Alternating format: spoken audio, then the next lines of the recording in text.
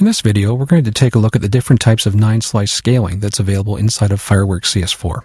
Now, 9-slice scaling first became a feature inside of Fireworks CS3, but at that point you could only apply it when you created or turned an object into a symbol. Now, sometimes you don't need to do that. Symbols, generally speaking, are graphics you're going to reuse over and over and over again. But sometimes you just want to properly scale an object larger or smaller without distorting its corners. And this is a very common use for 9-slice scaling, especially with rectangular objects like, for example, this little window area we've got inside of our controller. So to start off with, I am going to double-click on my controller to open up the main symbol. And you can see we've got a few objects in here, some control buttons and so on, a little floppy disk. But my concern here is this little rectangular window area.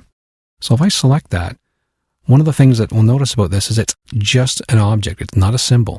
And it doesn't need to be a symbol. I'm not going to repurpose it over and over again in this case. But if I do want to resize it and I don't want to distort my corners, then I can work with 9-slice scaling to do this. So I'll just go over to my transform tools, click on the transform tool and choose 9-slice scaling tool.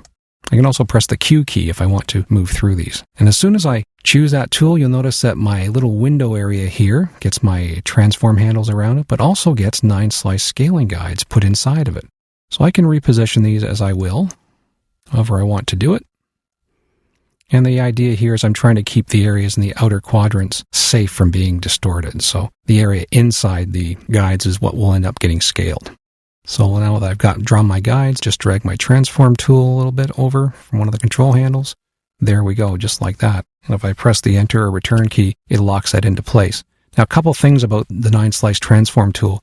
If I choose it again, the guides reset themselves back to their original settings. There's no way to save that feature. If you really want to sort of save the guides in a specific location, then you really should save it as a symbol. But for quick and easy transformations where you minimize or eliminate distortion completely, the 9-slice transform tool can come in really, really handy.